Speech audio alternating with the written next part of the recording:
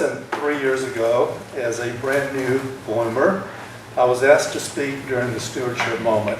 At that time, what little I knew about Bloom stewardship came from the information in the back of our Sunday worship program. Since then, I have come to know a lot more about Bloom stewardship opportunities, and there are many of them. The Well in the Desert work we do every Monday, preparing sandwiches for the homeless, people who volunteer in the Bloom office, the food bank volunteers, visiting people in the hospital and at home, calling, sending cards, the backpack project, and the holiday gift cards. And yes, certainly the stewardship opportunity we exercise every Sunday during worship. And I just want to acknowledge each of you for your stewardship, however you carry that out. Today I'd like to speak about stewardship as it relates to permanence. We're talking a lot about permanence these days, particularly since our 2 visioning sessions where permanence ended up at the top of our list of 5 and 10-year goals. And I just want to tell you a little short story about a church in my hometown of Montgomery, Alabama. It is one of 286 churches at last count in this city of a little over 200,000 people. Now think of the ratio. As a friend of mine told me once, he said, "Don't doubt that religion is big business in this town," and it really is. It should probably come as no surprise that it is a Baptist church. To be specific, it is the First Baptist Church African American. It was founded in 1867, 4 years after the Emancipation Proclamation, when several hundred African American Baptists decided they would no longer worship in the white Baptist church, where they were restricted to the balcony. The only time they could be in the main sanctuary was when they were cleaning. So they bought a parcel of the land and they built a small building which served them until around 1910. Between 1910 and 1915, a 5-year building campaign began, and the result was this building, which is still there today. Now, the church has a historical plaque in front of it. I drive by it every time I'm back in Montgomery visiting my mother, and it is nicknamed the Brick a Day Church. And the reason for that is that each of the 700 members were asked to bring 1 brick every day for the construction. Now, this is a 5-year project. This church played a major role in the civil rights movement, the Montgomery bus boycott, Dr. King's efforts to organize nonviolent protests, and also the Freedom Rider campaign.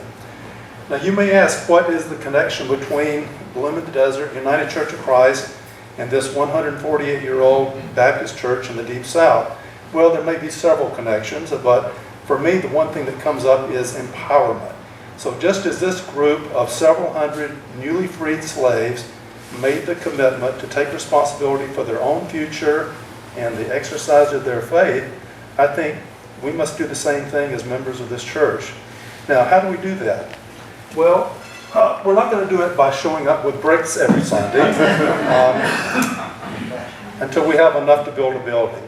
And we don't want to build I think this is called Romanesque revival building anyway. It wouldn't be appropriate in the desert. It'd be totally out of place here. But permanence for Bloom, I think, will be something untraditional. And as we say, not even necessarily something that we own. We just would like to find a long-term, secure home for Bloom in the Desert. So the question I asked myself when I stopped and looked at the plaque in front of this church back in April when I was there, I said, well, what is my brick a day? What can I do for Bloom that will help ensure its permanence? And I thought about it. Since we don't need bricks, I thought, well, maybe something like this is my brick a day. Now, I don't know how many of you patronize Starbucks or coffee. I do, not every single day, but I just thought, I can skip this at least once a week for starters. And I'll be the first to admit to you, this is a very small gesture to start, and it's not a huge sacrifice in the big scheme of things, but what we know is that very small gestures over time add up to significant differences. So when I thought about it, I don't know that every member showed up with a brick every day over the 5-year campaign, but if they did, that's 1.3 million bricks in this church building. And I thought, well, if just half the people in Bloom in the Desert found something they could give up once a week, maybe worth $5 in a year, that would be $15,000. And if you look in the back of our program, that we have about, $22,000 in our Green Building Permanence Fund. So I'd just like to ask you to think about that. I know in the fall, I think our stewardship campaign will offer us the opportunity to think about permanence in that way. So, whether it's an ice cream cone or a couple of Starbucks or some small gesture, just think about that. And I just want to salute the few members that we have who consistently make contributions to the Green Building Fund. I don't know who all of you are. I know who a few of you are because I'm the treasurer. But I just think that we are all part of this permanence committee.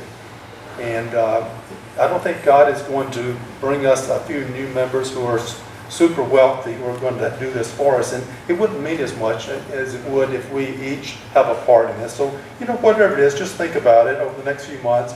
And I decided that was going to be my commitment last month, and I made it retroactive to the first of the year. So I invite you to keep me accountable. I mean, we don't like to talk to each other about finances or money, but feel free to ask me, how's that going, Jim? Have you decided to increase it to twice a week or something like that? So you have my permission.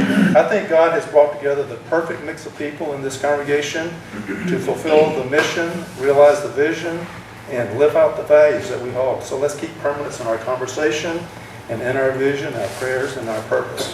So it's truly a joy to be in fellowship with all of you. And I thought, well, you're supposed to close with something very witty or kind of tied together. And I can't think of anything better than something that was in our Sunday worship last Sunday. So I'll close by saying, be our vision, O God. Help us walk by faith, not by sight.